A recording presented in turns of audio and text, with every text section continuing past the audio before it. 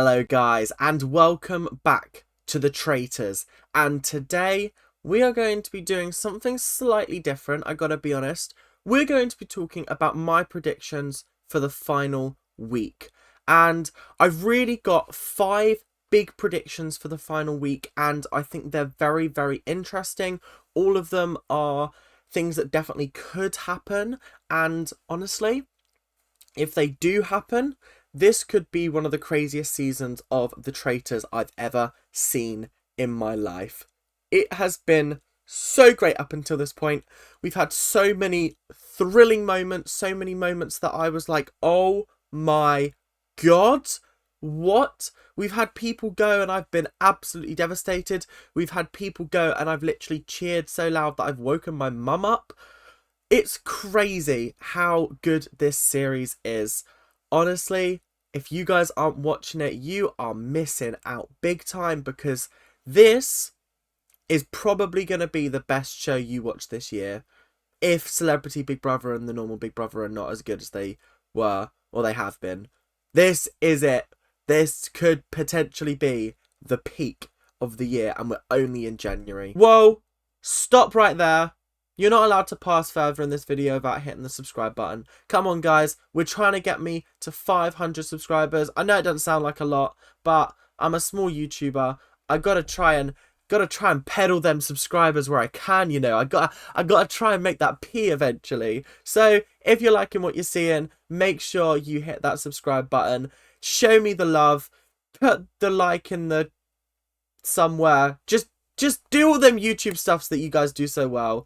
The comments, the likes, the subscribes, the sharing to your friends if you really, really enjoy it. And yeah, just make sure you keep on supporting the channel, and yeah, keep on ranting. Thanks, guys. Let's get back to the video. I will say these predictions are not mutually exclusive. Or they are. Some of them are mutually exclusive. Some of them can happen at the same time. Some of them are just things that I think might happen, but I'm not necessarily sure on.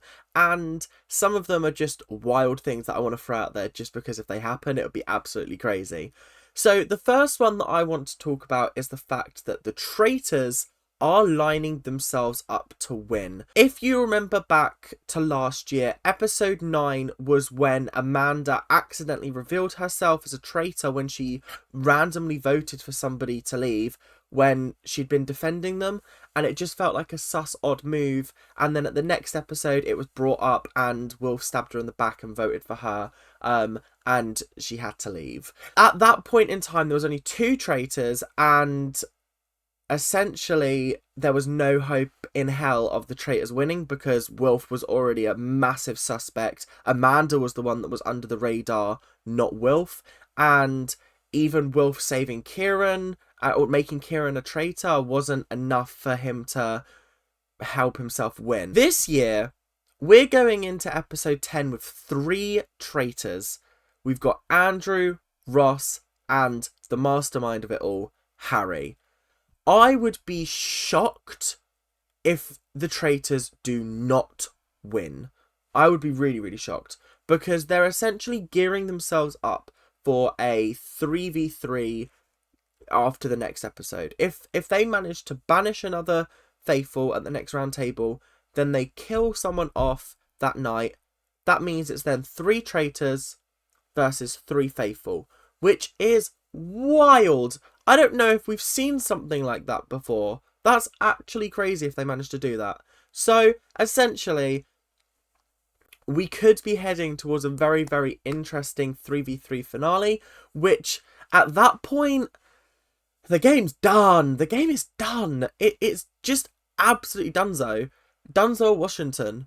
Like, it's, yeah, it's tough. It's tough for the faithful especially, because you'd think, oh my god, we're going to be able to win this. There's 22, so there's 22 people. Let's say 4 of them are traitors. There's 18 of us. Surely we've got to win this. No. No, you do not get to win this. Unfortunately, you don't. So I really do think that we're lining ourselves up for a traitor win. Do I think that that will be very satisfying? I'm not sure. I'm not sure how I feel currently, because I also don't really know what happens in the event of a traitor win. if there's 3 traitors left in the finale, do they have to like split and steal? Like, what goes on there? I really don't know, because we haven't seen that eventuality before on this show. I know that it happened on the Australian version. I haven't watched the Australian version, or it might have been the New Zealand version. I can't remember. But either way, something crazy is happening, and I'm very excited to look forward to see what happens. My second prediction is that Ross is going to backstab one of the 2 other traitors, and I have a feeling that I'm going to put my money on Harry if this does happen. We saw Ross accept the invitation to become a traitor, and immediately he knows he's a lamb to the slaughter. He knows it. He knows it's going to happen, so he's just hoping that there is an eventuality where he makes it to the end, kind of thing. Honestly, I think that at this point, the traitors would be very, very stupid to lamb to the slaughter someone, because as I pointed out in the last point, they are 1 banishment away from winning the game, essentially, from being 3v3, and then they've almost got a majority hold in the game. It is tough, because I think Ross is also grappling with the fact that he could very easily win this with the team, but he's also pissed off about the comment Harry made about his mum. So it is a tough one. I really do think it is a tough one, because how are you meant to sit by and help the people who brought about the demise of your own mum? That's crazy. And I don't know, is Ross gonna actually help them, or is he gonna backstab them? I think it's the latter. The look in his eyes didn't look very good. I was a bit scared. I was like, oh, this guy wants blood. I don't know whether it was just the way it was shot, but like, it looked like he was going to murder Harry when he said that. So only time can tell whether Ross is going to backstab Harry, but I think that's definitely something to put in the bingo card. Okay, so it's time to talk about what I think the elimination order is going to be. Now, purely hypothetical, and this is kind of working on my there's going to be 3 traitors at the end kind of thing. I think that they're going to go, Jasmine's going to go at the next meeting, then they're going to realise that she's innocent, and then the suspicion's going to be cast on Jazz. And then what's going to happen is they're going to kill either Evie or Molly. I'm going to go with Evie that night. Then they're going to come to the round table. They're going to vote out Jazz. It's not going to be him. Then they're going to vote out Molly. And then they've got one final round table to vote people out. And unfortunately, they're going to vote out Zach just because they can. And then they're going to kill Molly later that night. And then that's it. Dunzo. I actually don't know how many people will end up in the finale. Maybe Molly will be there with 3 traitors and it will just be really awkward. But I do think Harry's going to carry Molly with him as far as he possibly can, just because he knows she's an ally. #ally. But I wonder, it's tough to say who's going to go at what point, because obviously it is a little bit tricky to guess some of these things. Like, I wouldn't have guessed that Kira, whoever went second, I've forgotten her name, but whoever went second, I wouldn't have expected her to go second, like to be murdered second. I wouldn't have expected Charlotte to have gone at the last round table if you'd have asked me. I really thought it was going to be Jasmine. But this game is so unpredictable and so crazy. Like with Paul, I didn't expect Paul to be voted out 2 episodes ago now. And Miles, 3 episodes ago. Miles was one of the people that I thought was genuinely going to make it to the end from the start. As soon as I saw him and no one suspected him and Harry, I was like, those two, final 2, those 2. Voted out episode 6, 7. And then Paul was voted out episode 8. Crazy, crazy times. This week has been 3 excellent episodes in a row. 3 excellent episodes in a row. And I'm genuinely excited to see how episodes 10, 11 and 12 pan out. It took me a while to finish the Traitors season 1, because as soon as Amanda got voted out, I kind of lost interest in the series, because I really liked Amanda. But honestly, It was good. I enjoyed it. It was fun. But season 2 has just had me gripped by the throat. It's like it's just holding me in a chokehold, being like, watch this. So my fourth point is actually a very, I think this is the one that's actually going to happen out of all of them. The next round table is going to see Jazz versus Jasmine.